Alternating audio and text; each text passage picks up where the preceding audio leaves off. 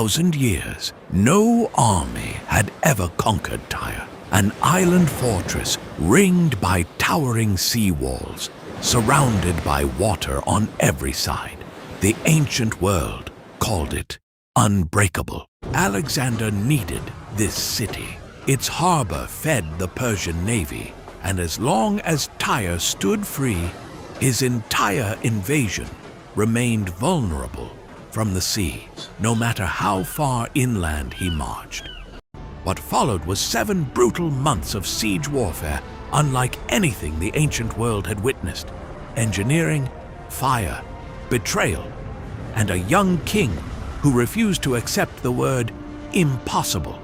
This is Chapter 3, the Siege of Tyre, the bloodiest, most grueling battle of Alexander's entire campaign, and the moment his legend nearly died on the rocks of an unconquerable city.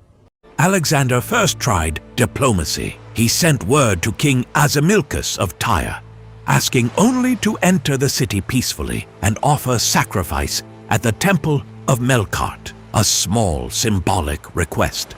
The Tyrians refused, confident behind their impregnable walls, and secretly loyal to Persia. They saw no reason to fear a young king who had never once fought a battle at sea. Alexander sent a second delegation, hoping for a peaceful answer. Instead, the Tyrians seized the envoys, dragged them to the walls in full view of the Macedonian camp, and threw them into the sea. Alexander stood in silence on the shore as the news reached him. Then his expression hardened into something his own generals had never seen before. Tyre had just made an enemy for life. With no navy of his own capable of challenging Tyre's fleet, Alexander made a decision that stunned his own engineers. He would build a causeway across open sea, straight to the island. Thousands of soldiers became laborers overnight, hauling stone and timber from the ruins of old Tyre on the mainland, driving pilings deep into the seabed under the blazing sun. From the walls above, Tyrian archers and catapults rained fire down on the exposed workers. Every meter of the causeway paid for in sweat, splinters, and the constant threat of sudden death. Alexander worked alongside his men in the shallows, hauling stone himself in full view of the army, determined to prove that no sacrifice was beneath the king who demanded it of everyone else. As the causeway crept closer to the island, the water grew deeper and more dangerous, and the Tyrians grew desperate, watching their supposed sanctuary come under threat for the first time in centuries. Under cover of night, the Tyrians launched a massive fire ship packed with pitch and oil, driving it straight into the causeway's wooden siege towers, setting the entire structure ablaze.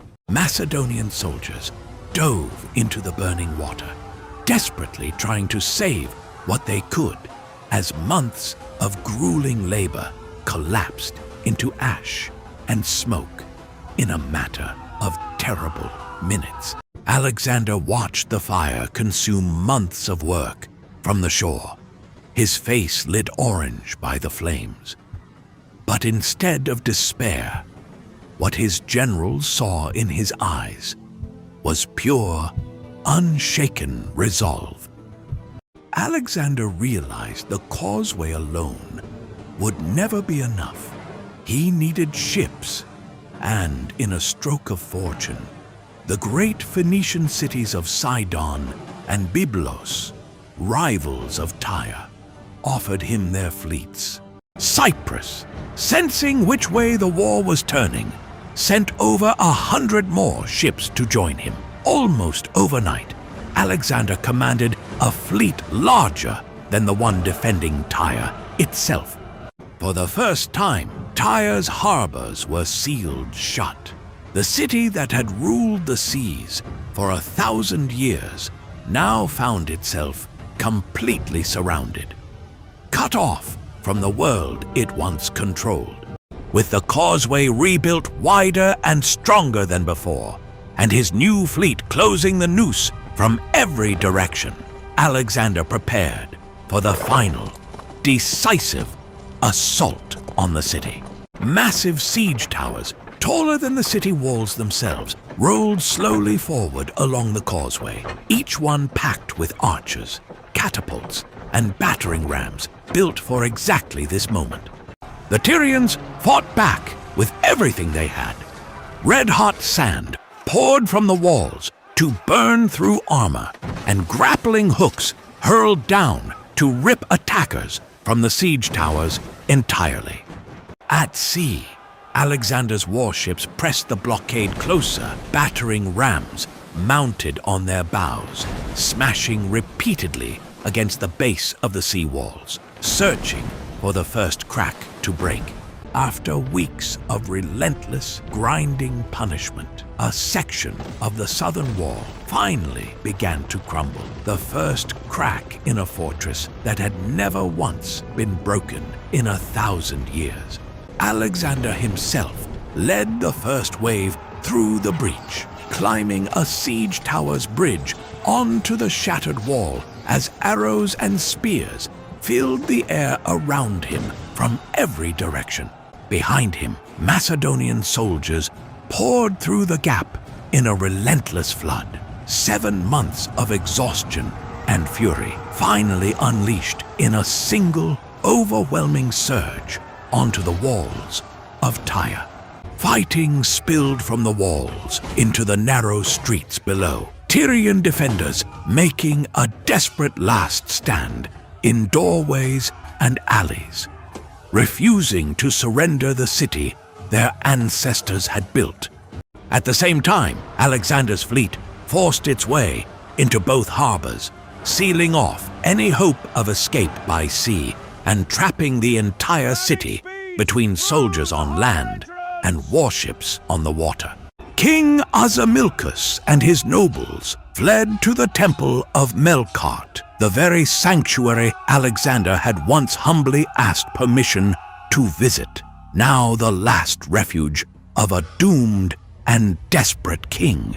After 7 grueling months, the fighting finally began to fade. The city that had stood unbroken since before recorded memory had fallen in a single, exhausting day of fire and steel. Alexander walked through the captured streets in silence, passing the wreckage of a city that had cost him more than any battle before it, in time, in blood, and in exhausted patience.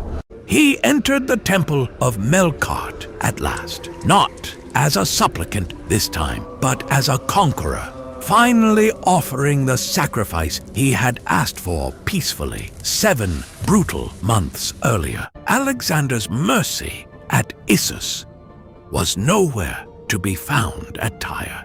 The city that had murdered his envoys and mocked his patience for 7 months faced a punishment meant to warn every city left standing. Thousands of Tyrians were killed in the final fighting, and thousands more were sold into slavery. Only those who had taken refuge in the temple of Melkart, including the king, were spared by Alexander's decree. Word of Tyre's fall spread across the entire eastern Mediterranean within days. No city, however ancient or however proud, could claim to be beyond Alexander's reach any longer. Alexander stood atop the rebuilt causeway as the sun set, looking back at the island he had conquered, a permanent scar of stone connecting Tyre to the mainland forever. With Tyre broken and the Persian navy stripped of its last major harbor, Alexander turned his army south, toward Egypt, and a welcome unlike anything he had yet experienced in his campaign. The Persian governor of Egypt, hated by his own people, offered no resistance at all. Alexander would enter Egypt not as an invader, but as a liberator, exactly as he had hoped from the start. But far to the east, King Darius had not given up. Humiliated twice now, he was gathering the single largest army the Persian Empire had ever assembled for one final, decisive confrontation. Tyre had fallen. Egypt would soon follow without a fight. But the true heart of the Persian Empire still lay ahead, and Darius was preparing the greatest battle of the entire war.